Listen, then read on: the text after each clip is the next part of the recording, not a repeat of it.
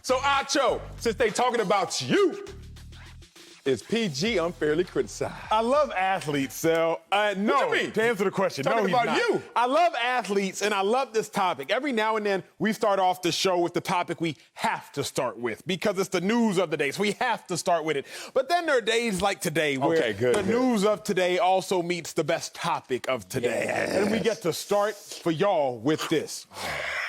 Paul George is not unfairly criticized, and the praise of Paul George, which he rightfully deserves after last night's game, only reminds me that his criticism is rightfully deserved as well. Like, PG went 15 for 20 yesterday, 8 for 8 from the field, 3 for 6 from the three-point line.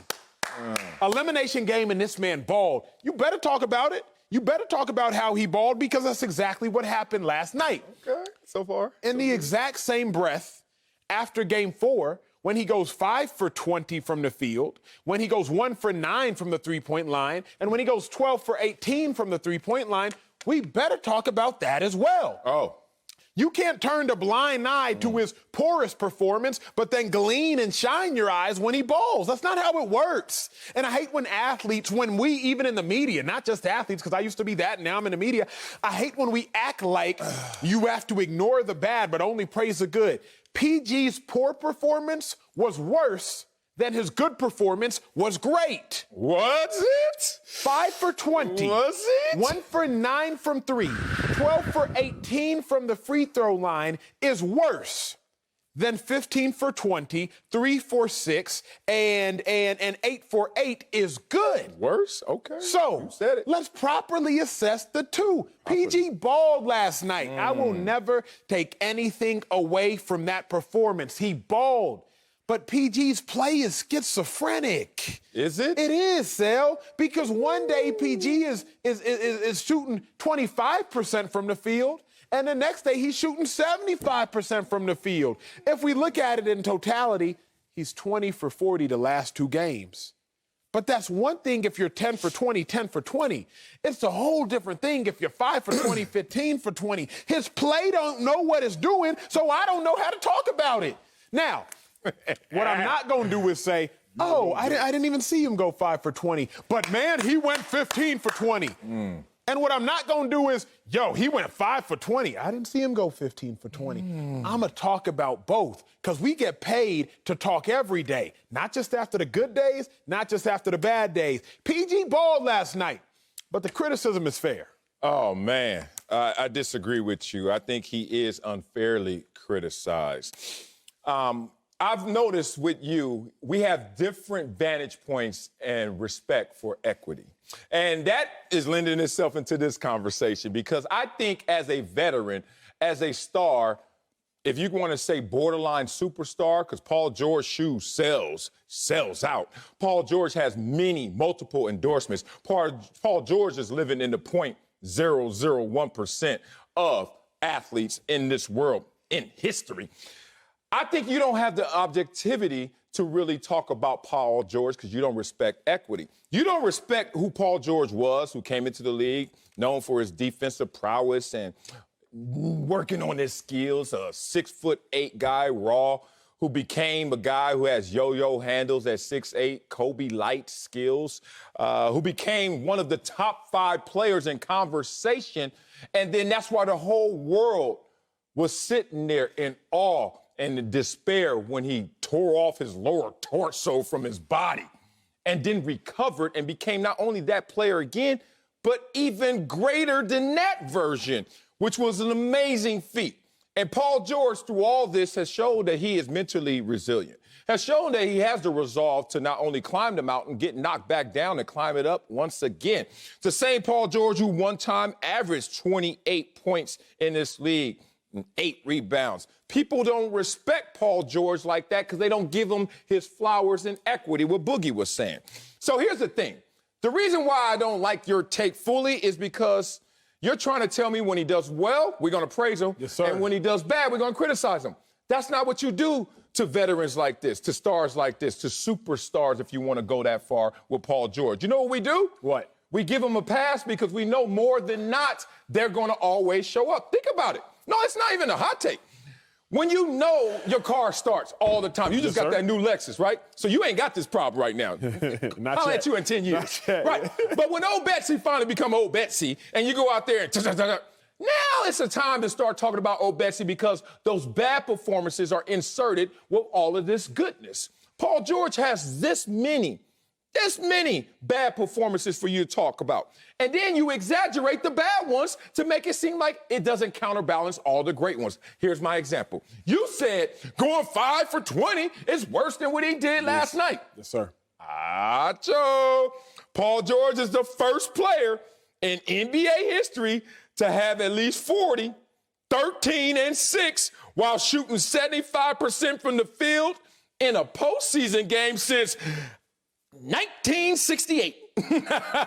So you trying to tell me that a 5 for 20 game that happens every other day is the same to counterbalance someone who did something that no one's done since 1968? The floor is yours. I'm telling you, by the end of this show, we can find that Paul George is the only athlete to shoot 5 for 20, plus 1 for 9, plus 12 for 18, with a minimum of 15 free throws. Since 1968. Hey, we got it? No, we ain't got it. That's why you ain't got it now. Right That's now. why you ain't got it now. By the end of the show, I'm telling you right now, Paul George would be in a limited category. 100 on it? By the end of the show. 100 pennies. You know I'm broke. Now, here's where I'm going to go. What? Success isn't owned. It's leased. Oh. And rent is due every day. Yes. You know the quote. That's I know facts. the quote. Oh, Y'all now know the quote. Success ain't owned. It's leased and rent's due every day. Paul George, I'm just waiting on the payments on a daily, big dog.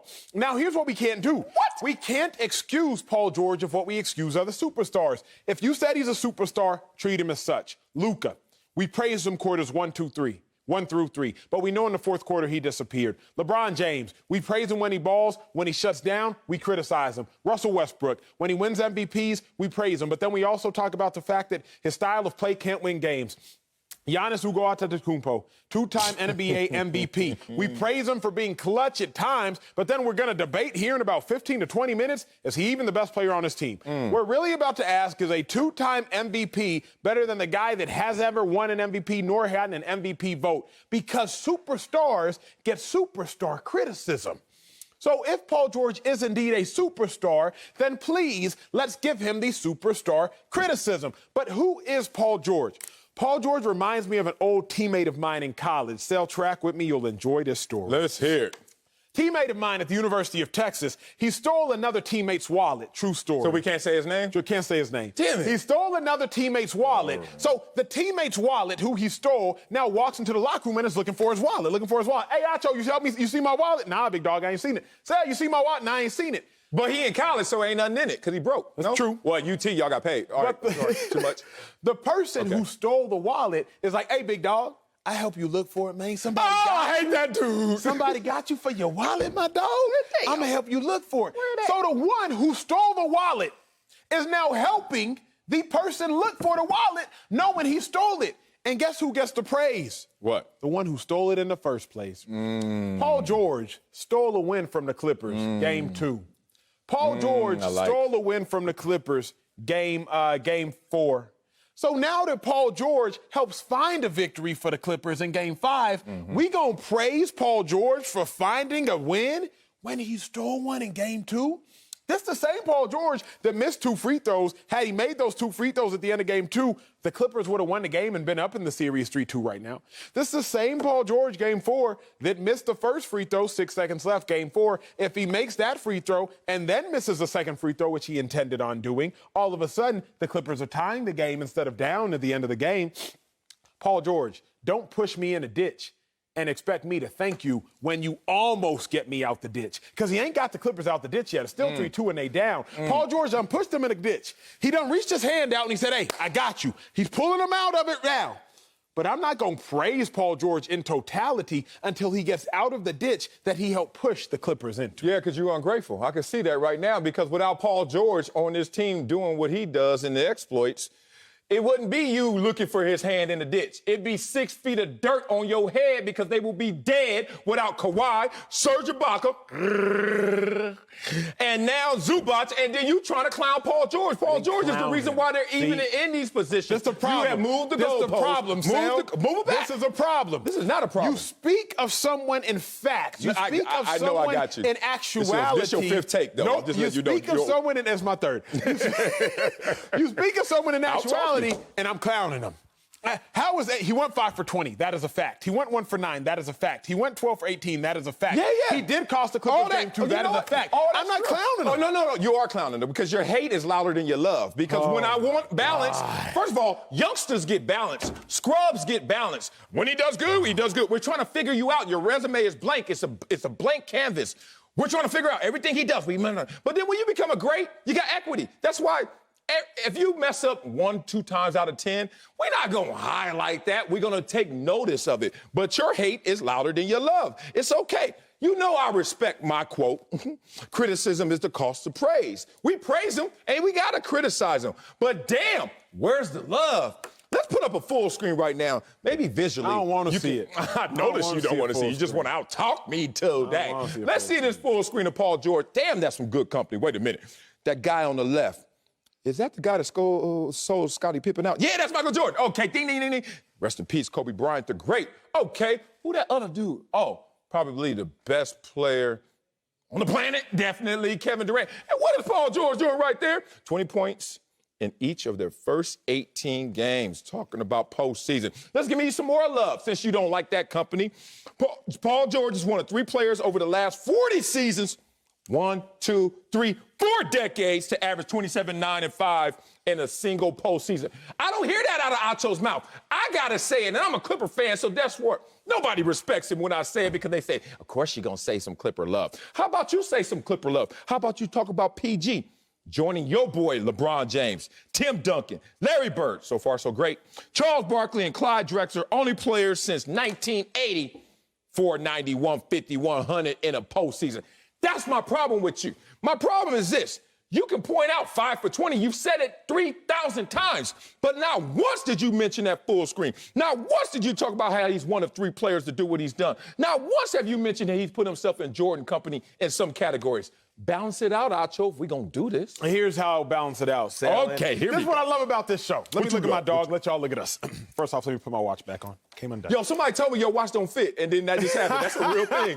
I didn't know. Stop snitching, Twitter. My hate is not louder than my praise. People hear the hate louder than they hear the praise. I'll give you that. The hate I'll give you some of that. is just as loud as the praise is, but people just hear the hate more. Sal, in our brains, when you're in a crowded room, you might not hear somebody ordering pizza. You might not hear somebody telling their significant other how good they look. But you know what you'll hear? Marcellus. You'll hear your name in a crowded room because that's the way the brain works, right? It's a certain system within the brain that allows us to hear the thing that we're listening for, even if we're not actively or consciously listening for it. Okay. It's not said any louder than anything else. You just don't hear the background noise. You hear what you're listening for, and you're always listening subliminally or subconsciously for your name. People are always listening for hate. The hate is not said any louder than the praise. I'm praising Paul George just like I hated on Paul George. I started the show by saying I will not discredit Paul George's performance. He had a miraculous, phenomenal performance last night in a closeout game. But all y'all heard, y'all, and this one, all y'all heard was the hate on PG. Nah, I'm just calling spades spades like I'm calling hearts hearts. The love comes out just like the black card comes out. But y'all only see the hate. DeMarcus Cousins. How you gonna say, where's all this hate come from? The hate comes from the game that you and PG collectively cost your team. Now, I understand you, Boogie Cousins, why you're gonna ignore what happened in game 2, because people on another network, an analyst on another network, the top analyst on another network, came out and said, Boogie Cousins, Max? That's the top dog over there. Came out and said, Boogie Cousins, you should have defended the basket more clearly. The top analyst at another network came out and said, it's your fault, Boogie Cousins, that y'all lost game 2. So it probably behooves Boogie Cousins to say, hey, you know what Paul George did in game 2, we're just going to turn the blind eye to, because y'all are both actually held responsible for that game 2 loss. Don't act surprised, bruh. We praise you when you do well. We highlight you when you do poorly. Don't just look at one side of the coin. Nah, you flipped that. You almost had me, too, because... What I flip? Well, I knew I should have... I like you so much that I ride with you, and then I realize where we're going. I'm like, wait a minute, let me out. What I do wrong, Man, Sam? I feel like Trey and Boy in the Hood. Hey, Acho, let me out. I don't want to go this far no more. That's 2 stories you done give me. You gave me 2 stories in 1 block without names. This a gangster show, dog. Ain't no moderator here. Hi. Ain't none of that. We say names and numbers on this show. All right.